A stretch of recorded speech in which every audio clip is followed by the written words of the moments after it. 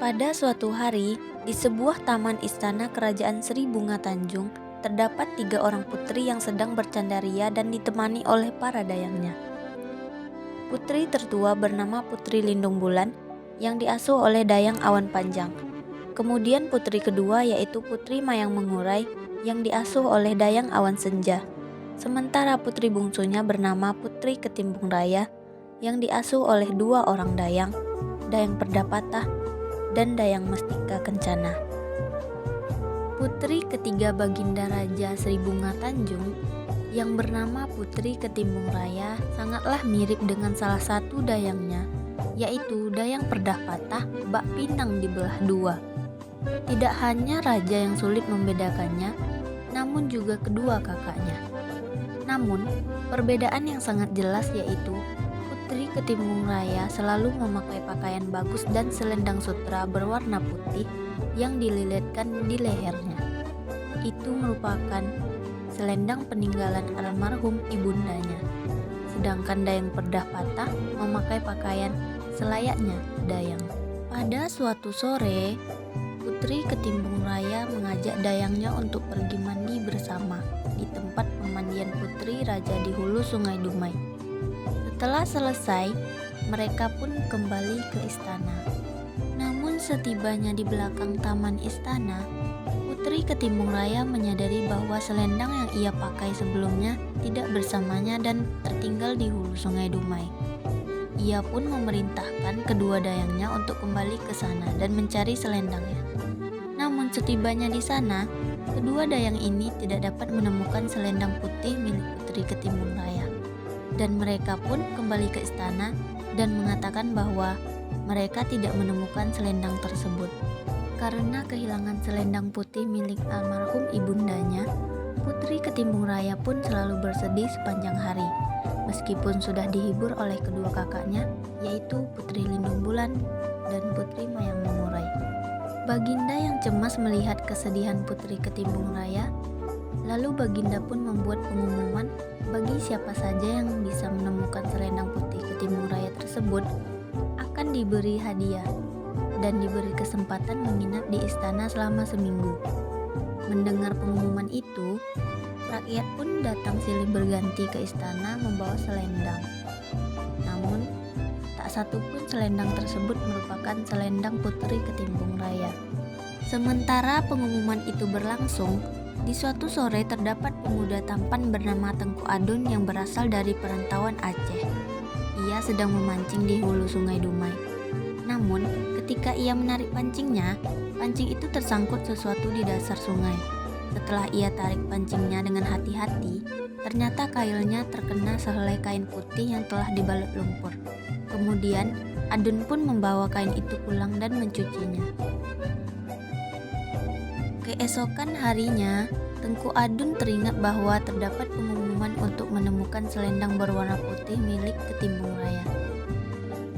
Ia pun memberanikan diri datang ke istana menghadap Baginda Raja. Ia menjelaskan bahwa kemarin sore ia memancing di hulu Sungai Dumai. Kemudian, ia menemukan sehelai selendang putih. Siapa tahu selendang tersebut merupakan selendang milik Putri Ketimbung Raya yang hilang. Ternyata benar, itu adalah selendang milik Putri Ketimbung Raya yang hilang. Baginda Raja pun gembira karena selendang tersebut telah ditemukan. Sejak saat itu, sesuai perjanjian sang Baginda Raja Sri Bunga Tanjung, Tengku Adun pun tinggal di istana selama 1 minggu. Wajah tampan Tengku Adun memikat Dayang Perdapatah, dan Tengku Adun pun jatuh hati pada Dayang Perdapatah. Mereka merencanakan bertemu secara sembunyi-sembunyi di belakang istana. Ketika sore hari, Dayang Perdapatah menemani Putri Ketimbung Raya mandi di hulu Sungai Dumai. Diam-diam Dayang Perdah menghanyutkan suratnya untuk Tengku Adun. Tetapi, rasa rindu itu tak dapat diobati hanya dengan berkirim surat saja. Mereka pun berjanji untuk bertemu. Dayang Perdah minta izin kepada putri untuk keluar istana. Setelah mendapat izin, Dayang Perdah pun menjumpai tambatan hatinya, yaitu Tengku Adun. Sore ini, Dayang Perdah telah membuat janji dengan Adun untuk bertemu. Tetapi Dayang Perdah harus pergi ke kampung karena ibunya sakit keras. Kepergian Dayang Perdah untuk menengok ibunya di kampung tidak diberitahukan kepada Tengku Adun. Sementara Tengku Adun telah menunggunya dengan setia. Di saat yang sama, Putri Ketimbung Raya pergi mandi di pemandian hulu Sungai Dumai ditemani oleh Dayang Mestika Kencana. Namun, di sana mereka bertemu dengan Tengku Adun yang sedang menunggu kedatangan Dayang Perdah Patah sambil memancing. Tengku Adun yang tidak tahu bahwa Perdah Patah sudah pamit meninggalkan istana untuk pergi ke kampung halamannya pun mengira bahwa Putri Ketimbung Raya ini adalah Dayang Perdah Patah. Ia langsung menjulurkan tangannya untuk memegang tangan Putri Ketimbung Raya yang ia kira adalah Dayang Perdah Patah. Putri Ketimbung Raya merasa marah atas kelancangan Tengku Adun yang berani memegang tangannya. Ia pun mengadukan perbuatannya kepada Baginda Raja. Sambil menangis, Putri Ketimbung Raya menceritakan apa yang dialaminya kepada Baginda Raja. Baginda Raja pun marah besar. Tengku Adun pun ditangkap dan akan dijatuhi hukuman gantung tanpa memberinya kesempatan untuk membela diri. Dayang Mestika yang mengetahui hal itu langsung menghampiri Putri Ketimbung Raya dan memberitahunya hukuman yang akan dilaksanakan pada esok hari tersebut. Putri Ketimbung Raya angkat terkejut, tidak menyangka hukuman gantunglah yang diberikan ayahandanya kepada Tengku Adun. Ia pun berlari menemui ayahanda dan memohon untuk tidak menggantung Tengku Adun. Namun, Baginda Raja tidak dapat mengubah ketetapan yang sudah ditetapkan di pengadilan istana.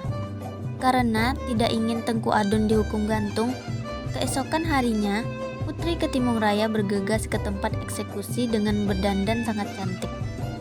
Kedua kakaknya yang melihatnya pun heran, dan segera bergegas mengikutinya ke tanah lapang.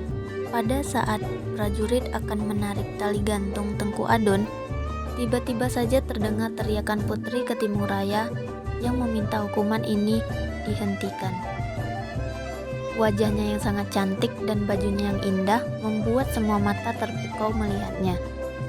Di tangannya ia menggenggam sebilah pedang yang berkilau dan tajam. Putri Ketimbung Raya dengan lantang mengancam akan menikam Baginda Raja apabila Tengku Adun mati dieksekusi. Baginda pun akhirnya membatalkan hukuman gantung Tengku Adun tersebut dan membuat rakyat bersorak kecewa. Dayang Perdah Patah yang baru kembali dari kampungnya pun tersentak kaget karena melihat Tengku Adun akan digantung dan Putri Perdah Patah yang melihat pedang di tangannya. Dayang Perdah tidak dapat berbuat apa-apa. Dayang Perdah harus merelakan Tengku Adun untuk Tuan Putri. Kebahagiaan Tuan Putri yang utama dalam pengabdiannya. Pada suatu hari, akhirnya Tengku Adun mengetahui bahwa Putri Ketimbung Raya memiliki wajah yang mirip dengan Dayang Perdah Patah. Ia pun merasa gundah. Ia tidak ingin mengkhianati Dayang Perdah yang lebih dahulu menjalin hubungan dengannya. Tetapi Tengku Adun juga tidak ingin menyakiti perasaan Putri Ketimbung Raya. Namun, Tengku Adun pun tersadar bahwa ia tidak ingin menikah dengan seorang putri karena ia hanyalah perantau dan rakyat biasa. Hubungan asmara Putri Ketimbung Raya dengan Tengku Adun pun akhirnya diketahui oleh Baginda Raja. Baginda Raja merasa gundah memikirkan cara untuk memisahkan keduanya. Baginda Raja pun akhirnya berencana menjodohkan Putri Ketimbung Raya dengan putra bangsawan dari kerajaan Siak. Putri Ketimbung Raya yang mengetahui perjodohan itu dan ternyata bahwa Tengku Adun dan Dayang Perdah Patah saling menyimpan rasa sejak lama. Akhirnya, Putri Ketimbung Raya melepaskan Tengku Adun untuk Dayang Perdah Patah dan berharap mereka akan hidup bahagia. Baginda Raja yang mendengar hal tersebut pun merasa senang dan mereka pun hidup dengan bahagia. Dan akhirnya semua masalah telah terselesaikan dengan baik.